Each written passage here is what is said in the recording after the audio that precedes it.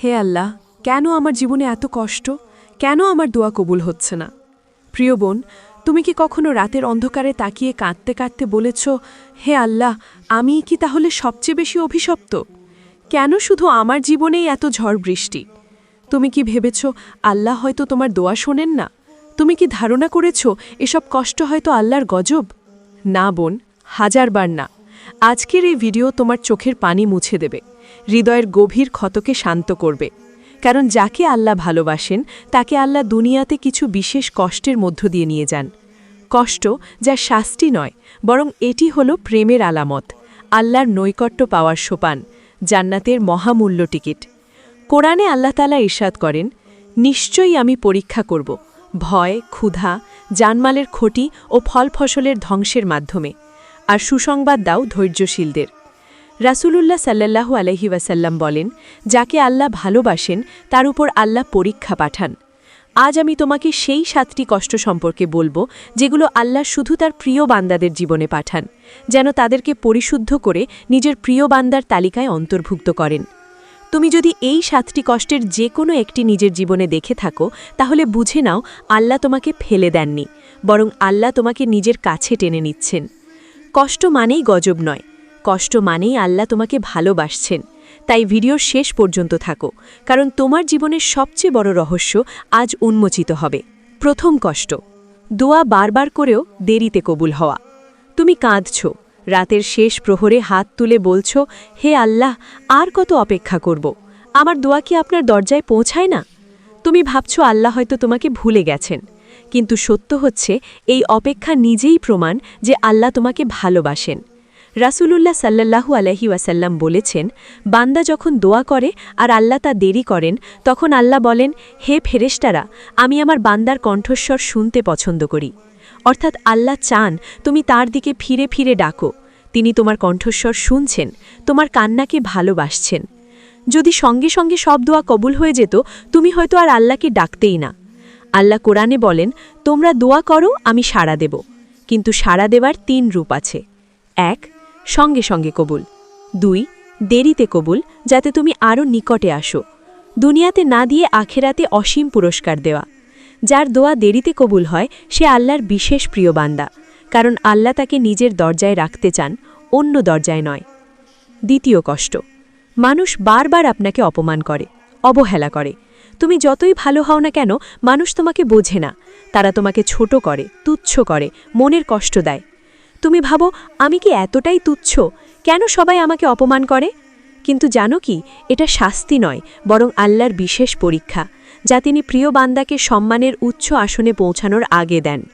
রাসূলুল্লাহ সাল্লাল্লাহু আলাইহি ওয়াসাল্লাম বলেন, মানুষ যখন তোমাকে অবজ্ঞা করবে, তখন জেনে রেখো আল্লাহ তোমাকে নিজের কাছে টেনে নিচ্ছেন, কারণ তিনি দুনিয়ার সম্মান তুলে নিয়ে আখিরাতের সম্মান দান করতে চান। আল্লাহ কোরআনে বলেন, আল্লাহ যাকে ইচ্ছা সম্মান দেন এবং যাকে ইচ্ছা অপমান করেন। অর্থাৎ মানুষের অপমান আসলে আল্লাহর পরিকল্পনা। তিনি তোমাকে দুনিয়ার ভরসা থেকে সরিয়ে তার ভরসায় আনতে চান। দুনিয়া যদি তোমাকে ছাড়ে, জেনে রেখো আল্লাহ তোমাকে ধরতে চাচ্ছেন। তাই মনে রাখো, মানুষের অপমান যদি তোমার জীবনে বারবার আসে, তাহলে বুঝে নাও আল্লাহ তোমাকে উঁচু মর্যাদার জন্য প্রস্তুত করছেন। দুনিয়া তোমাকে ফেলে দিচ্ছে যাতে আল্লাহ তোমাকে তুলে ধরতে পারেন। তৃতীয় কষ্ট, প্রিয় মানুষের দ্বারা কষ্ট পাওয়া। তোমার সবচেয়ে কাছের যে মানুষ, হোক সে স্বামী, স্ত্রী, সন্তান, বাবা মা বা প্রিয় বন্ধু, যাকে তুমি মনে করেছিলে তোমার আশ্রয়স্থল, সেই মানুষটি যখন তোমাকে কাঁদায়, তোমার হৃদয় ভেঙে দেয়, তখন তুমি হতবাক হয়ে আল্লাহকে জিজ্ঞেস করো, হে আল্লাহ, যে মানুষটিকে এত ভালোবেসেছিলাম, সেই কেন আমার কষ্টের কারণ হলো? আসলে এটা আল্লাহর ভালোবাসার গভীর রহস্য। আল্লাহ জানেন, যতক্ষণ তুমি মানুষের উপর নির্ভর করবে, ততক্ষণ তুমি পুরোপুরি তার দিকে আসতে পারবে না। তাই তিনি তোমার হৃদয় থেকে মানুষকে সরিয়ে দেন, যেন তুমি শুধু একমাত্র আল্লাহর দরজায় ফিরে আসো। রাসূলুল্লাহ সাল্লাল্লাহু আলাইহি ওয়াসাল্লাম বলেছেন, যখন আল্লাহ বান্দার কল্যাণ চান, তখন তিনি তাকে দুনিয়ার জিনিস থেকে বিমুখ করে দেন। অনেক সময় আল্লাহ চান তোমার হৃদয়ে কেউ না থাকুক, শুধু তিনি থাকুন। তাই তিনি তোমার হৃদয়কে কাঁপিয়ে দেন, চোখের পানি ঝরিয়ে দেন, যেন তুমি আখিরাতের ভালোবাসাকে দুনিয়ার ভালোবাসার ওপর অগ্রাধিকার দিতে শেখো। মনে রেখো, যে মানুষ তোমাকে ভেঙে দিয়েছে সে তোমার ধ্বংসের কারণ নয়, বরং তোমার ঈমান জাগ্রত করার কারণ। কারণ আল্লাহ তোমাকে কষ্ট দিয়ে বলছেন, হে আমার বান্দা, মানুষ নয়, আমি তোমার একমাত্র আশ্রয়। চতুর্থ কষ্ট, রিজিক বা আর্থিক সংকটে পড়া। তুমি চেষ্টা করছো সব দিক দিয়ে, হালাল উপার্জন, পরিশ্রম, দোয়া, তবুও রিজিকের দরজা বন্ধ।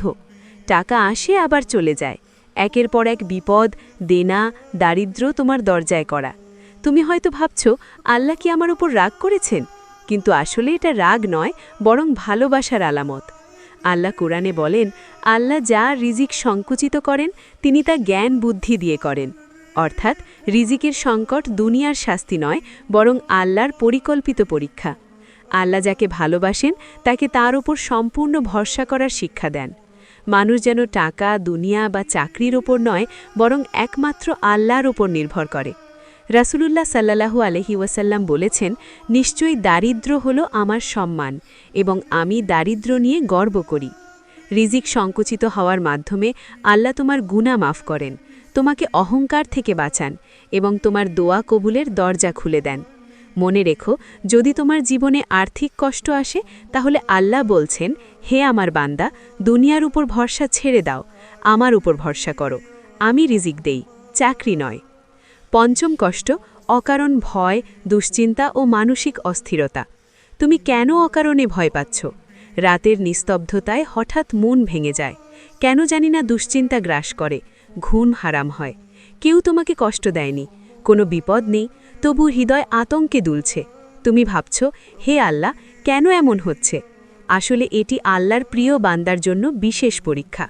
আল্লাহ চায় তুমি বুঝো, দুনিয়ার সব নিরাপত্তা অস্থায়ী, সত্যিকারের নিরাপত্তা শুধু তার কাছে। যখন বান্দা ভয়, দুশ্চিন্তা ও মানসিক অস্থিরতার মধ্য দিয়ে যায়, তখন তার হৃদয় আরও দৃঢ় হয়, বিশ্বাস আরও শক্ত হয়। কোরআনে আল্লাহ বলেন, নিশ্চয়ই আমরা তোমাদেরকে ভয় ও ক্ষুধা দ্বারা পরীক্ষা করব। রাসূলুল্লাহ সাল্লাল্লাহু আলাইহি ওয়াসাল্লাম বলেন, যদি বান্দা আল্লাহর জন্য দুশ্চিন্তা ভোগ করে, আল্লাহ তাকে জান্নাতের মর্যাদা দেন। অতএব এই অকারণ ভয় ও দুশ্চিন্তা যা তোমাকে হতাশ করে, আসলে তোমার আত্মাকে পরিশুদ্ধ করছে। এই কষ্টই তোমাকে আল্লাহর নৈকট্যের দিকে টেনে আনছে। মনে রেখো, যতই মন অস্থির হোক, আল্লাহ তোমার সাথেই আছেন, আর এটি শুধুই তার ভালোবাসার নিদর্শন। ষষ্ঠ কষ্ট, হঠাৎ হঠাৎ বিপদ ও রোগ ব্যাধি আসা। তুমি নিজেকে সুস্থ ও নিরাপদ মনে করছিলে, হঠাৎ করেই অসুস্থতা, ব্যথা বা রোগ এসে তোমার জীবনকে অচল করে দেয়। কখনো শারীরিক কষ্ট, কখনো মানসিক ক্লান্তি, প্রতিটি মুহূর্ত যেন পরীক্ষা। তুমি ভাবছ, হে আল্লাহ, কেন আমার ওপর এসব আসছে? কিন্তু এই কষ্ট আল্লাহর ভালোবাসার নিদর্শন। আল্লাহ যাকে প্রিয় বান্দা বানাতে চান, তাকে শারীরিক ও মানসিক কষ্টের মাধ্যমে পরিশোধিত করেন। রোগব্যাধি আসলে আত্মাকে ধ্বংস নয়, হৃদয়কে শক্ত করে, ধৈর্য শেখায় এবং গুনাহ মাফের সুযোগ দেয়। রাসূলুল্লাহ সাল্লাল্লাহু আলাইহি ওয়াসাল্লাম বলেছেন, যে ব্যক্তি অসুস্থ হয় বা তার কষ্ট হয়, আল্লাহ তা দিয়ে তার পুরানো গুনাহ মুছে দেন।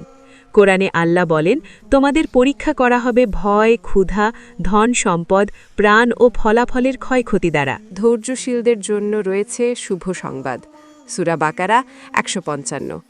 অতএব এই হঠাৎ বিপদ ও অসুস্থতা শুধু তোমাকে দমিয়ে রাখার জন্য নয়, এটি তোমার অন্তরকে আল্লাহর দিকে টেনে আনছে। প্রতিটি কষ্টের সঙ্গে আল্লাহর নৈকট্য আরও দৃঢ় হচ্ছে।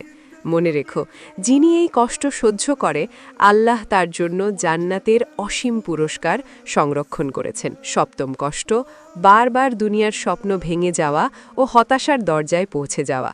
তুমি স্বপ্ন দেখেছ, পরিশ্রম করেছ, আশা জাগিয়েছ, কিন্তু বারবার সব ভেঙে যায়। যে সুযোগের জন্য প্রাণপণ চেষ্টা করেছিলে, সেটাই নষ্ট হয়ে যায়। তুমি হতাশ, ক্লান্ত, মনে মনে আল্লাহকে ডাকছ, হে আল্লাহ, কেন সব আমার জন্য ব্যর্থ হলো?